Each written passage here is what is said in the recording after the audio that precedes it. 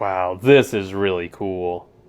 Hey guys, Justin here. Well, when I first started playing Pokemon games, I played them like this. I don't know if you can see the screen there. We couldn't see the screen very well in the 90s either. But I played them like this on my original Game Boy. No, unfortunately, this isn't my original Game Boy. That one is lost to time somehow. But this was the experience. Now, these days, if I want to play Pokemon, I am much more likely just to pick up my Anbernic and emulate it. This has, I don't know, I think I've got the first 3 or 4 generations of Pokemon games on this. You can't trade, so one of the biggest features of the game is removed, but they're still totally playable. No big deal.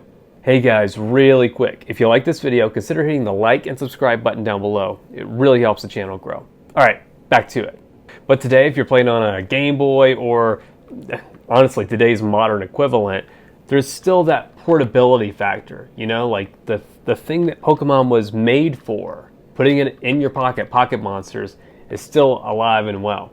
And that was key to Pokemon's success, being able to take your Game Boy, hook it up with your friend's Game Boy, battle, trade Pokemon, like that was truly one of the things that made Pokemon so special back then. So it makes sense then why Pokemon never put a mainline Pokemon game on a home console, right? Like you want to be able to pick up and take these things with you. You don't want to be stuck to your TV at home. But that didn't change the fact that back then a lot of people, me included, would have loved to play Pokemon on an actual TV screen.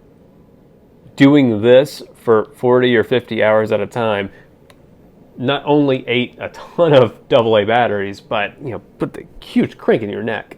It's still surprising to me that it took until Sword and Shield for Nintendo and the Pokemon Company to put a Pokemon game, a mainline Pokemon game, on a home console. But to Switch's hybrid nature, it was a home console and it was a handheld. So I guess it makes sense. But these days, I'm playing games that would have been totally impossible back in the day and loving them maybe just as much now as I would have then, including playing Pokemon Yellow on the Nintendo 64. I don't know how hard these are to find. I found this one on Etsy. It was from a seller who had one of them, so maybe it's hard to find, maybe not. I've seen them for the Super Nintendo, I've seen them for the NES. So if you're looking for something like this, they're out there. It might just be a little hard to find. This one wasn't too expensive. I paid about 25 bucks for it, plus shipping. But it's really giving me that experience that, man, in 1998, if I would have had this and been able to play Pokemon Yellow on my Nintendo 64, would have blown my mind.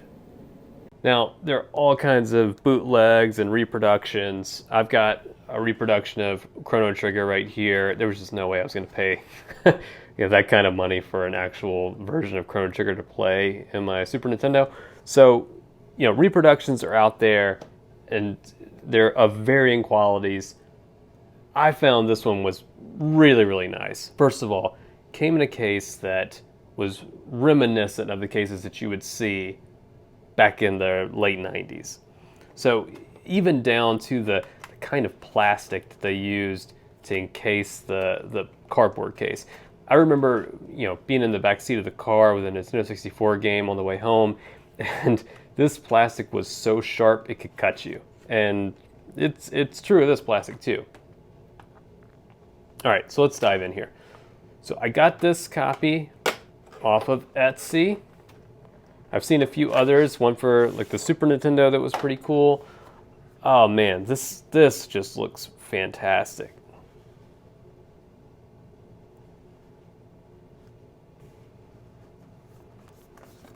So it's got the cover art there, the art on the side, the Cubone there, Gengar at the top, yellow on the side. And it's a pretty faithful reproduction of the Game Boy cover art. The only thing I noticed was a typo here. Oh, and this is kind of, it doesn't ruin it, but it kind of ruins it. Pokecup Tiles. It should be Titles. I think that's the only mistake though. Otherwise, very faithful reproduction and reimagining really of the original Game Boy art onto a Nintendo 64 box. Very cool. All right, let's open it up.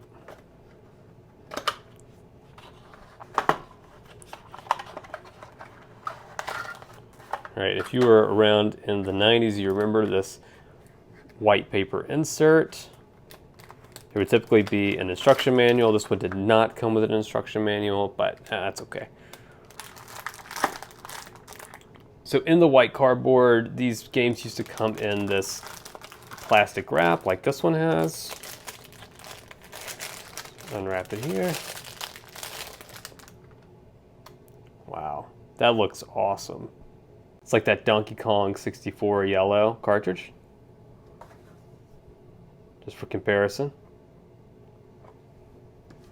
But very cool. Nice printed label on the front. Got the old Nintendo label on the back. Obviously, reproduction you don't see. You have the same indentation that you see in other, authentic Nintendo 64 games. But, I knew what I was ordering when I got this. No big deal. I just think it's so cool to have a game like this to play on a home console.